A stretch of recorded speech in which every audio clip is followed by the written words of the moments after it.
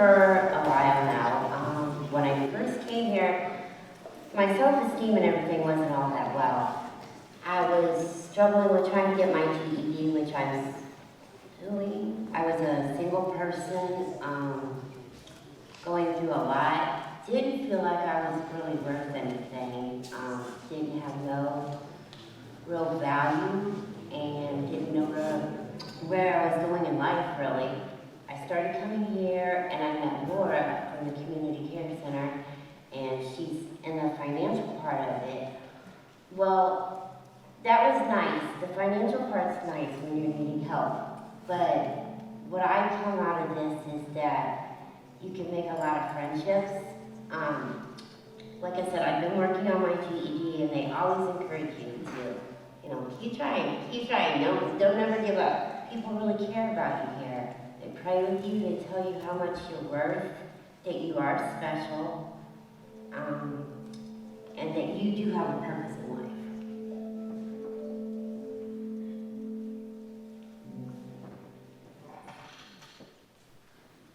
So that's Tracy. Can we hear me now? Not really. Oh, it's not working, sorry. Okay, that's fine. I'm gonna grab one for these. Oh. Can I use this one? It's good. Yes. Check. 1, 2, no. That one over there. This one? No, that one works the Check, same. I just had to figure out which okay. one it was. So, yeah, we're all right. So that's Tracy. That was filmed a couple months ago. And from everything I've heard, I'm actually on the board for that care center that just started a year ago.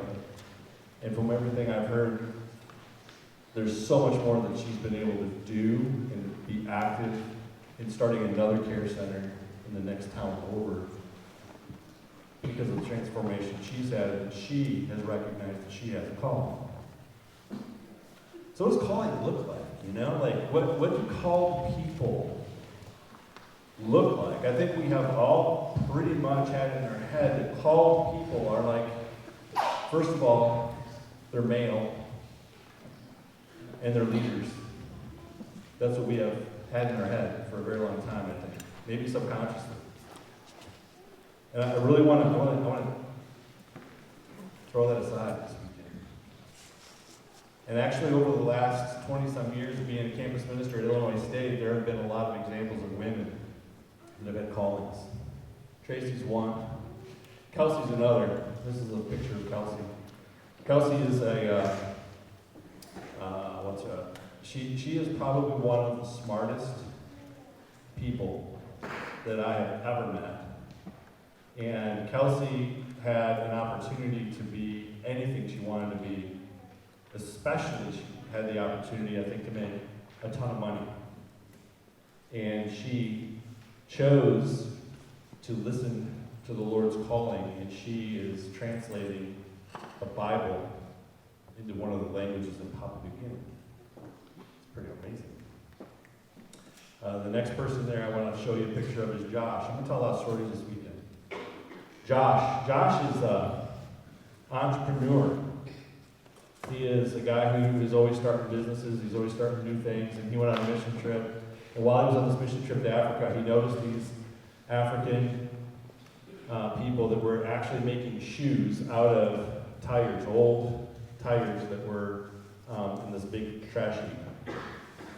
And they were trying to recycle, trying to get more people to recycle tires, and they weren't really sure how to get more tires and all this kind of stuff. Well, he decided to come here, and he started his own business of selling shoes made by and employed by people in Africa and recycling tires at the same time. That was his calling. I thought that was pretty cool. There are a lot of ways in which you can act out your calling.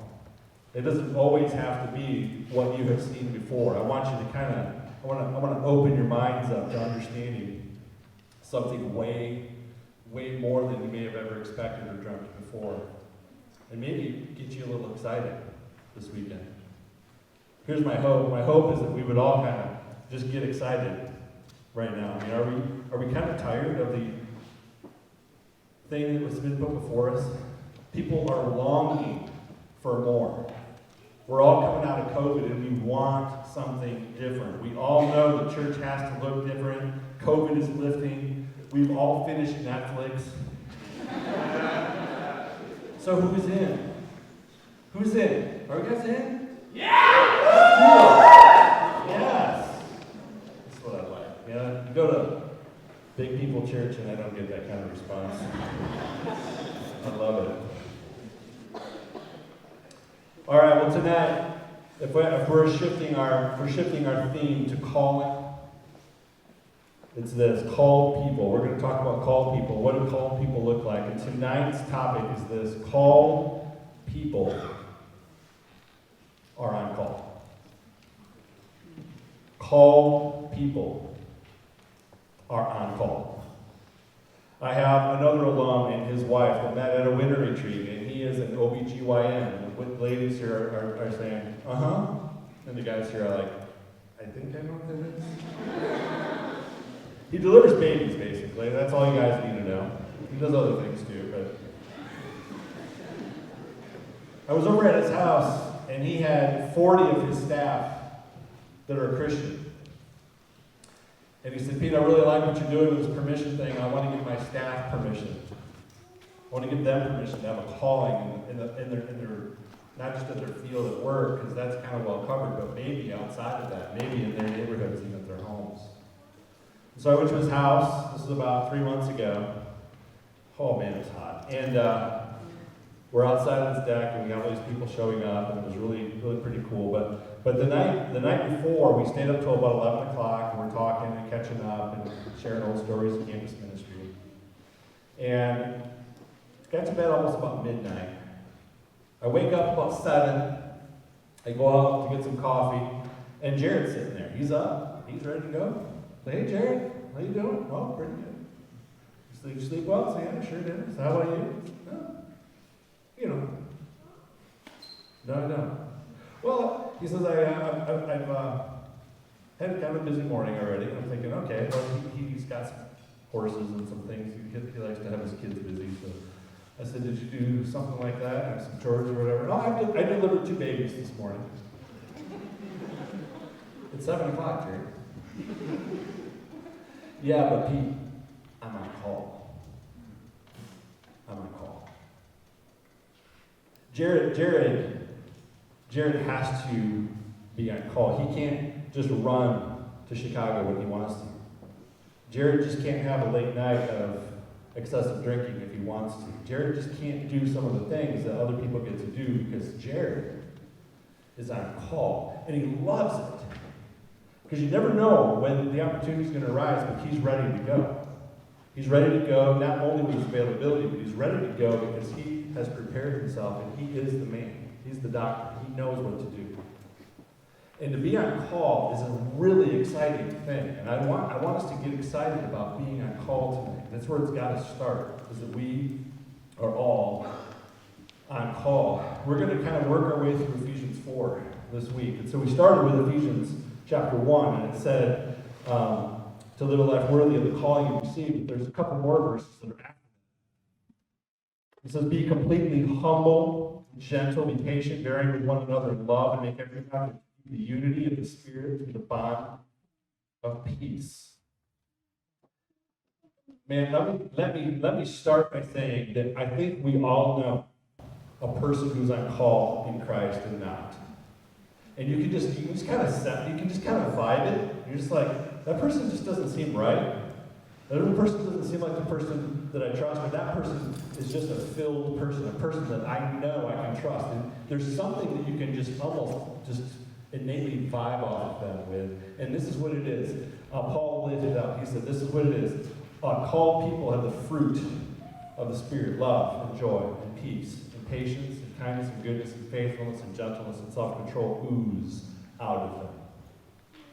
And here's what's interesting. I think the first things he says after he says live a life worthy of the calling is he talks about this description of what it looks like to have a calling. And do you notice any of the fruit of the Spirit that I just listed in that?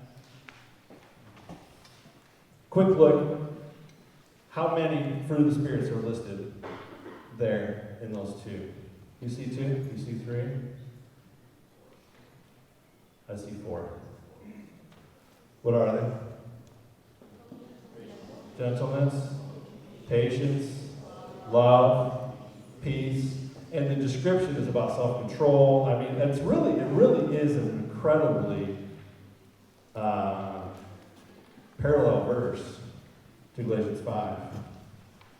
And here's a phrase that I have learned over the last few years when I have started thinking about this idea of calling and having something in you that has to be shared with someone else. Listen to this, guys. Listen to this strong. This is the phrase I want you to grab.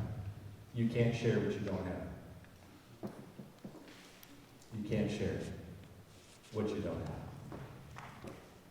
And this is way more than some academic lesson. Christianity is really way more than just understanding some idea of who Jesus is. Christianity is about sharing something that you have. It's about sharing the transformation of the Spirit in you to someone else. And if you don't have it, you can't give it. What if a man is laying on the side of the road, he's dying of thirst? Do you think he needs a study on H2O? Or does he need water? If he needs water, if you ain't got it, he can't get it. And so I want to talk to us tonight about this idea. Be on call. Be on call. Have a cup of water with you everywhere you go. You are ready. You've got something that you can share. Called people are on call. So there's this phrase that's come to mind that I've really enjoyed, is this idea of steady presence. And before we actually get to that, maybe it's good for us to understand this question. How do we get filled up? How do we actually get that? Because you're like, yeah, that makes sense. How do I get it? Great question. I'm glad you asked. It is really easy to fill yourself up. Really easy to fill yourself up. It just has to do with you spending time with Jesus. Jesus fills you up. In the same way that you kind of ooze your gifts to other people and you kind of feel like he does the same to you, but there are intentionally 3 things that you can do to fill yourself up very quickly and very fully. And it doesn't necessarily take you what you might think to be weeks and years. It can happen in moments. And the first is this: talk to him. Just talk to him. It's called prayer, but just talk to him. And if you're really confused about prayer, don't be. Just don't be. He speaks your language. You don't have to speak his. You don't have to learn God's language. He speaks yours. So speak to him. Be honest with him. Be real with him. And you just notice if something doesn't start filling you up. Because he meets you right where you're at. Well, I always used to say this phrase, God will meet you more than halfway. If all you've got is a grunt today, he will meet you there. If you're grunting towards him. He speaks your language. Talk to him. You will be filled up. The second thing, read his letters, read his posts. Read the word. It's a love letter to you. Read it. Absorb it. Let it sink into your life. And the third thing, hang out with his people. Hang out with his people. That's how you learn to be absorbed with Jesus. Talk to him. Read his posts. Hang out with his people. Really easy. It fills you up. It's like a battery that gets filled up really quick. Now, I like to fish, and I've had boats in the past, and so you got this boat battery. It's in the garage. Anybody? I see a little head nod going on here. And so you charge, you put it on trickle charge, it's called. You put a little charger on it, and it charges your battery. It charges it right up. But I'm telling you, if you leave it in the garage, it drains really quick too. And so I'm just going to remind you that the purpose of you being filled up in the Spirit, the purpose of you having these gifts of the Spirit, the purpose of you talking to him and reading his posts and hanging out with his people, the purpose of those things is to live a life worthy of the calling you've received. That's what it is. The purpose is to start the engine with the battery. And when you start an engine with a battery and you start driving around town, your battery stays charged. Right? So let's get ourselves charged up, and then let's get moving. Let's do some things. And your battery will stay charged.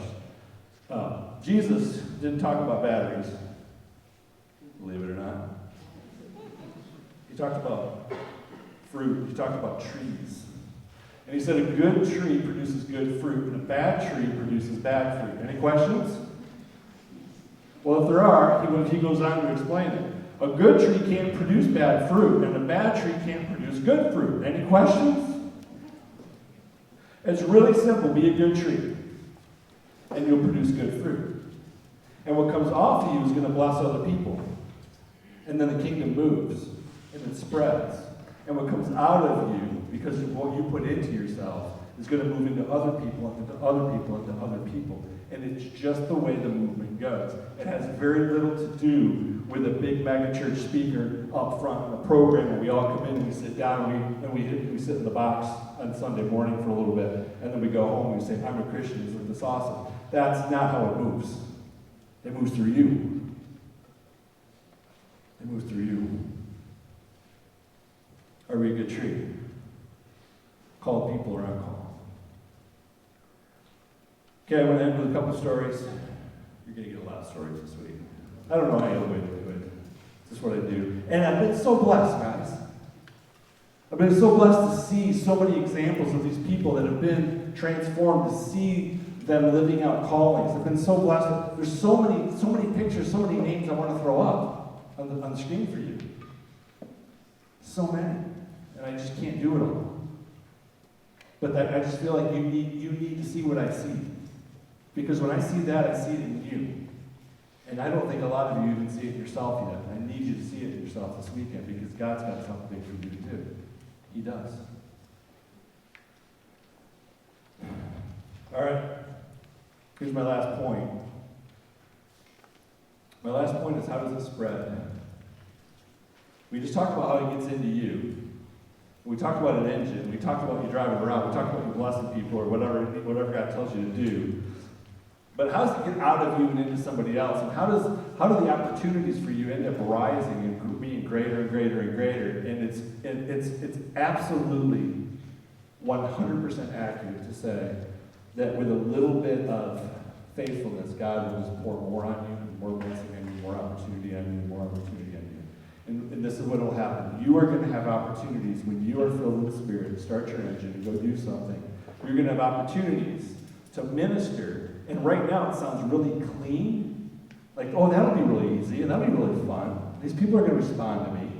And then you're going to get out in the real world and realize that some of the opposition that you face are people that are also Christians. And you're going to start realizing like some really confusing stuff is going to start happening to you. And you're going to get really angry and really frustrated and really mad. And you're going to have a choice of doing two things. One of two things. Fight or flight.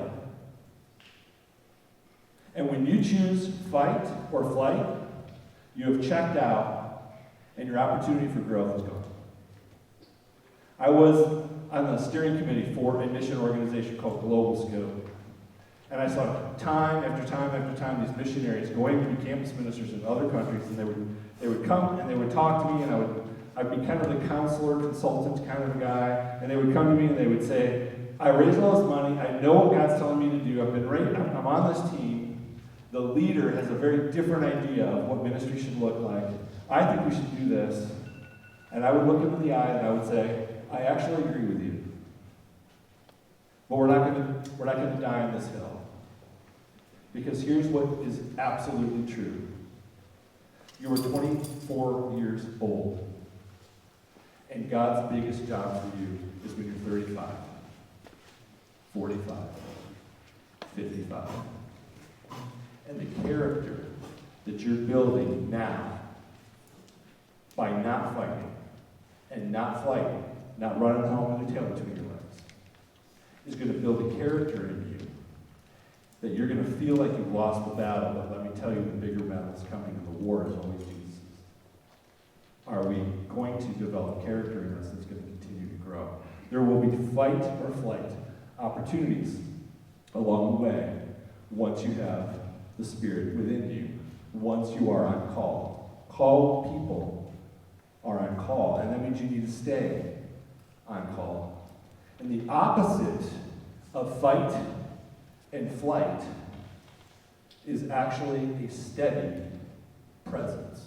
Everyone say steady presence. Steady presence. I want us to have a steady presence. Let me give you a couple examples of steady presence before we leave tonight. Cody was an alum of mine. He went to a church. He kind of got into church world, and he started being disenfranchised with it. He really hated working at this local church he was at. And then they hired an interim minister named Pete Cocco, because I came in and was the interim. And it was the first time I was in the church world, and they kind of gave me the reins for a year. And there was a church of about 400, and I had a staff, and I had elders, and Cody was miserable. And Cody was trying to get a job at a different church because they might do things differently. And for some inexplicable reason, he was the only candidate for like 4 months. It was a no-brainer he was going to get the job. He got turned down, got burned by that church, was burned by this church, and he was like, I just made a gesture I shouldn't have. And he was just like, I'm done with it. I'm done. And I said, Cody, I don't blame you. I said, but don't just run. Don't fight. And don't flight. I want steady presence. And he was like, what does that look like? I said, I don't really know, but I said, what do you like doing here? He said, the only thing I like doing is working in the benevolence ministry and helping these people in the town. And we call it the Neighborhood Care Center. And you guys got to see some fruit of that. I said, Cody, what would it look like if full-time all you did was Neighborhood Care Center? What would it look like if that's all you did and the church cut you free to have your own organizations? They'll never go for it.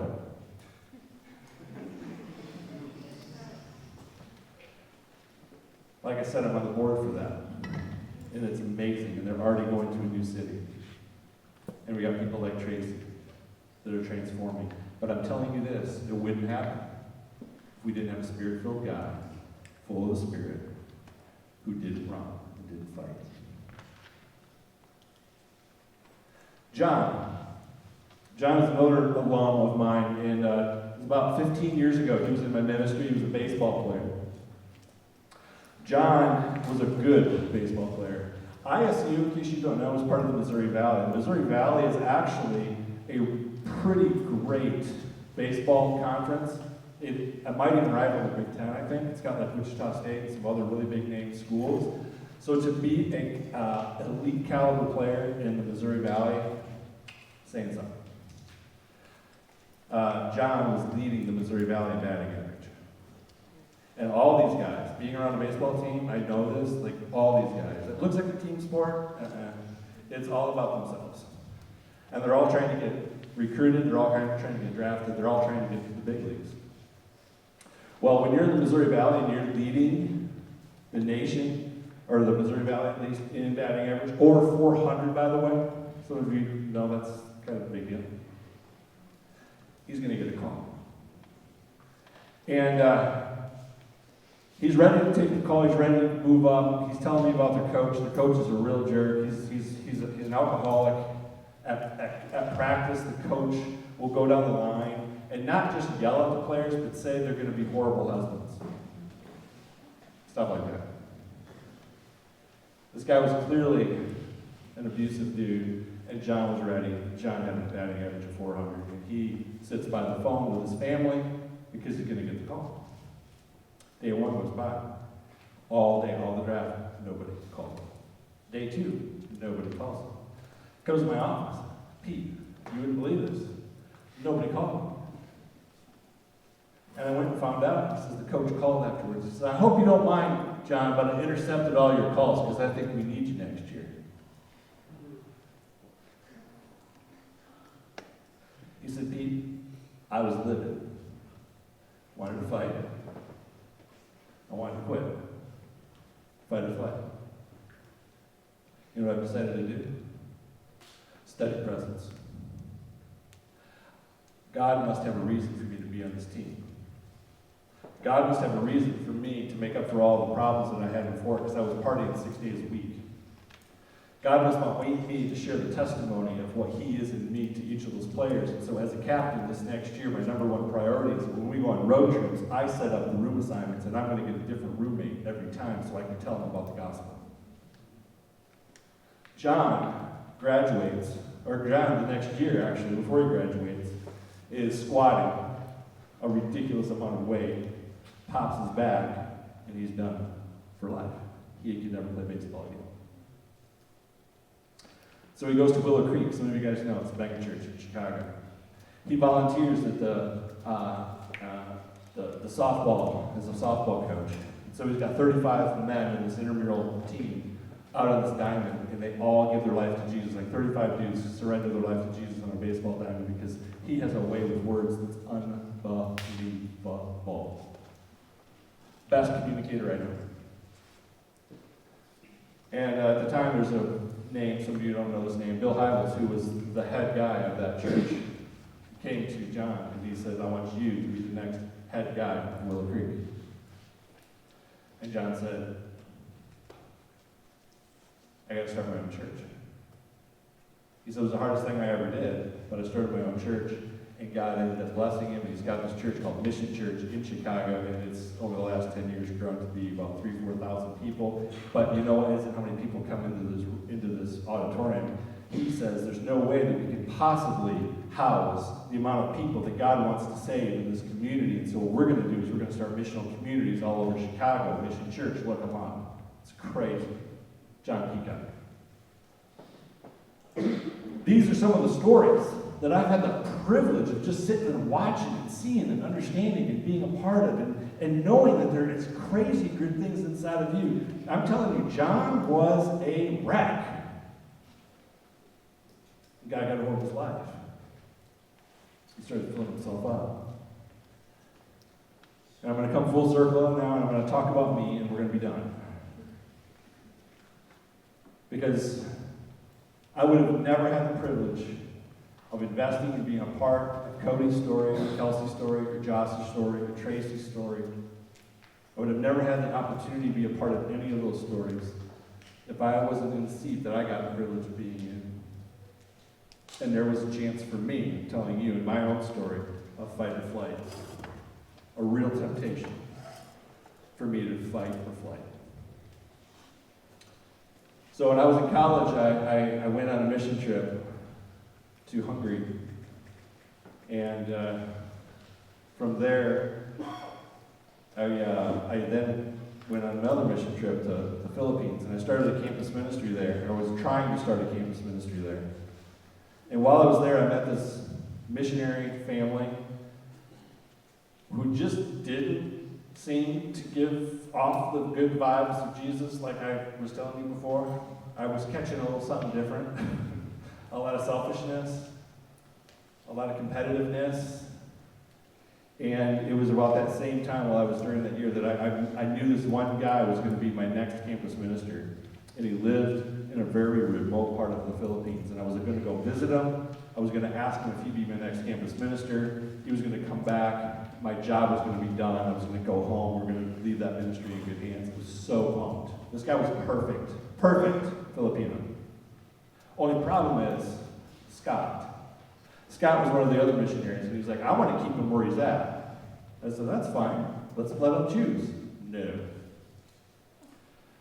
So let's just let him choose. He'll choose me because he had manipulative ways or whatever. He said, let's go together. And I was like, okay, let's go on a trip together. We'll go up there.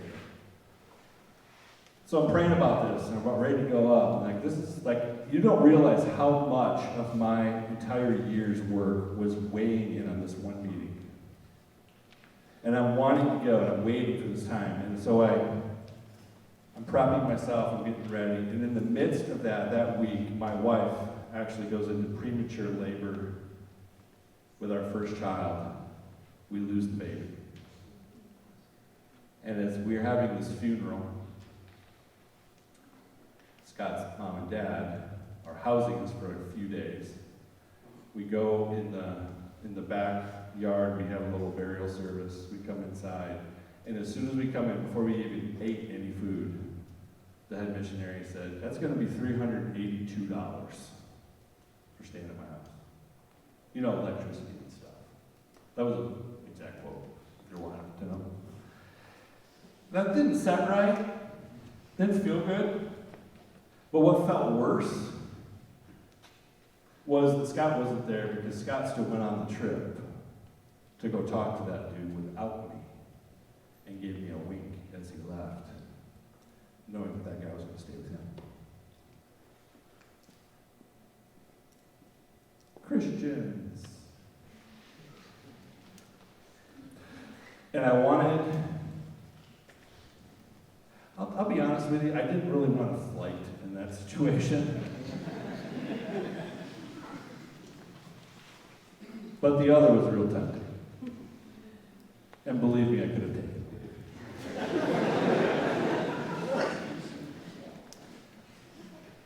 And so I had dinner with Scott. And it was everything I could do to muster up steady presence. Now notice I didn't say weak. And I want you to know there's going to be some times in your life where you are going to be potentially taken advantage of. Don't let people take advantage of you. I want you to stand the ground for Christ. I want you to stand as a man or as a woman for Christ. And don't back down. If I can steal a little Tom Petty. Don't back down. I want you to stand your ground. And I want you to be a person that is steady presence, but you're not a fighter. And you just see what kind of blessing comes out of it. And so I had this dinner with Scott. It was everything I could do to kind of keep my cool. I asked him some very hard questions. I made some very hard points. And then I let things go, but I did not ruin our friendship, and I did not blow the whole thing up. And here's what happened. God blessed that ministry even bigger than it could have been before with a different person that I hadn't even thought of. And I believe 100% that the reason I got my job at Illinois State after that is because of what I was able to let God do through me in that moment. It was my choice of steady presence instead of fight or flight that grew my potential. And it grew my opportunity to be on call in a much different and bigger light. Called people are on call. Called people. Would you be a called person?